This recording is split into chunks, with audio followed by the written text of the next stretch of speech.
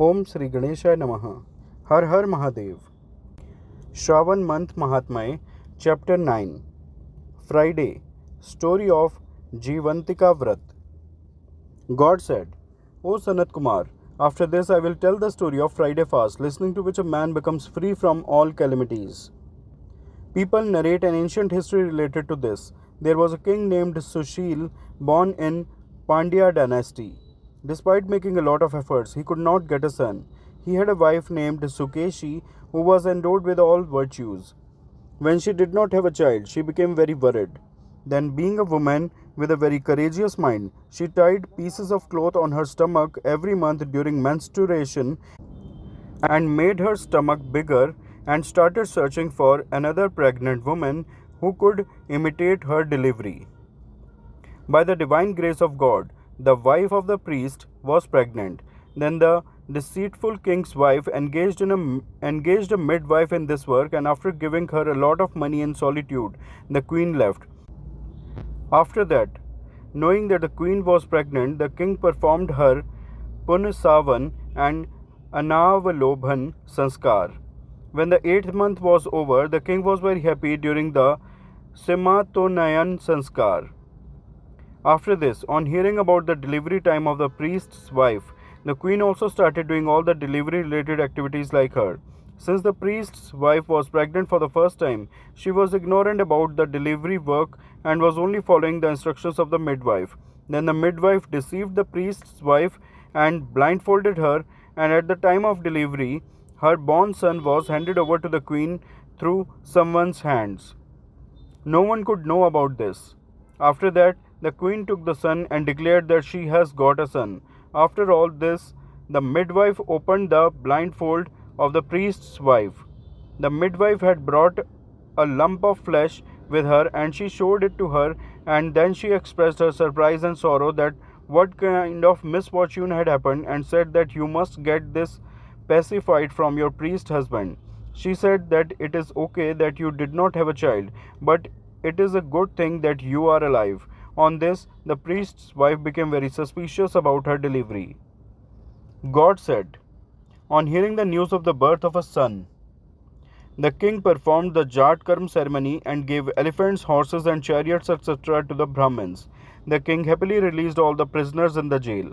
After that, the king performed the Namkaran and all the other rituals at the end of the Sutak period. He named his son Priyavrat. O Sanat Kumar, on the arrival of Shravan month, the priest's wife worshipped goddess Jivtika with devotion on Friday. She drew the idol of goddess Jivtika along with many children on the wall, and after worshipping her with flowers and garlands, she lit 5 lamps made of wheat flour in front of her, and herself also ate wheat powder and threw rice on her idol and said, O Jivti, O Karunarnave, where my son is present, please protect him. After praying this, she listened to the story and bowed down as per the custom. Then, by the grace of Jivtika, that child got a long life, and the goddess started protecting that child day and night due to the devotion of his mother.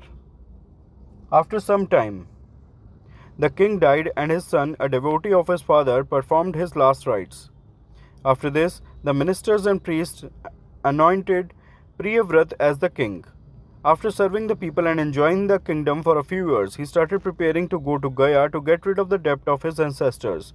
After handing over the responsibility of the kingdom to the old ministers with devotion and renouncing the feeling of being a king, he took the disguise of a Kartik and left for Gaya. On the way, he stayed in the house of a householder in a city.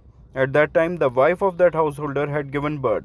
Before this, Shashti Devi had killed his 5 sons on the 5th day of their birth. This king had also gone there on the 5th day at that time. When the king fell asleep at night, Shashti Devi came to take the child. Jivantika Devi stopped Shashti Devi by saying that do not cross the king. Then on Jivantika stopping her, Shashti went away as she had come. Thus the householder got the child alive on the 5th day. Seeing that these people are so influential, the householder prayed to the king, O king, may you reside in my house today.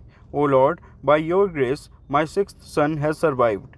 on his prayer, the king, who is full of compassion, said that I have to go to Gaya. Then the king left for Gaya. While performing Pinddan there, some amazing incident happened on the Vishnupad altar. Two hands came out to receive the pind. Then the king, filled with great surprise, became doubtful, and again, on the advice of the Brahmin who was performing the pinddan, he placed the pind on Vishnupad. After this, he asked a wise and truthful Brahmin about this matter. Then that Brahmin told him that both these hands were of your ancestors. If you have any doubt in this, then go home and ask your mother. She will tell you. Then the king became worried and sad and started thinking many things in his mind. He traveled and went again to the place where the child was born. At that time also that woman had given birth to a son, and it was her 5th day. At night again the same Shashti Devi came to take the second son. Then when Jivantika stopped her again, that Shashti Devi said to her, "What is his such act, or does his mother observe a fast for you that you protect him day and night?" Then, after listening to this statement of Shashti, Jivanti smiled slowly and told the whole reason for this. At that time, the king was awake to know the reality by making an excuse of going to sleep. So he heard the conversation between Jivanti and Shashti. Jivanti said, "O Shashti, on Fridays in Shravan month, his mother remains engaged in my worship and follows the complete rules of fasting. I will tell you all that. She does not wear green colored clothes and kanchuki, and does not wear bangles of that color in her hand. She never crosses the water used for washing rice, does not go under the canopy of green leaves, and due to its green color, she does not eat bitter gourd vegetables. She does all this to please me, so I will not let anyone kill her son." Hearing all this, King Priyavrat went to his city. All the citizens of his country came to welcome him. Then the king asked his mother, "O mother, do you observe the fast of Jivantika Devi?" On this, she said that I do not even know about this fast.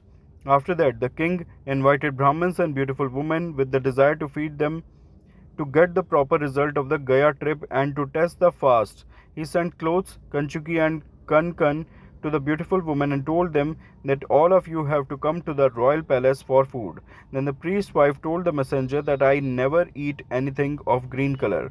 Coming to the king, the messenger told the king what she said. Then the king sent all the auspicious clothes of red color for her.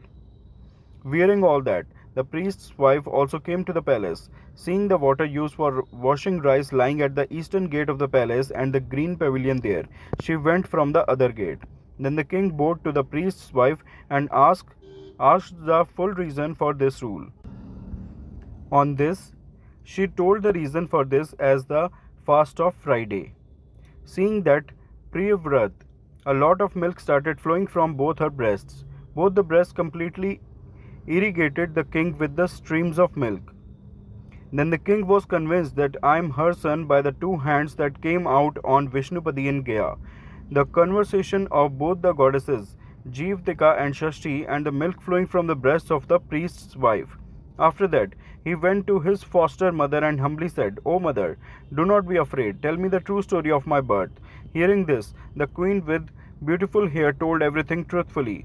Then happily he greeted his parents who gave birth to him and got them an increase in wealth. Both of them also became very happy. One day King Priyavrat prayed to goddess Jivanti at night, "O Jivanti, he is my father." Then how did those two hands appear in Gaya? Then the goddess came in his dream and said a sentence that destroyed doubt. "O Priyavrat, I did this illusion only to convince you. There is no doubt in this." "O Sanat Kumar, I have told you all this. By performing this fast on Fridays in the month of Shravan, a person achieves all his desires." In this way, in the Sri Skanda Puran, in the conversation with Ishwar Sanat Kumar, in the significance of the Shravan month, the 9th chapter called Shukra Jivantika Vrat Katha is completed. All those who are listening, please say with me, Har Har Mahadev, Har Har Mahadev, Har Har Mahadev. Friends, please like and share this video. Also do subscribe the channel. Thanks. Om Namah Shivaya.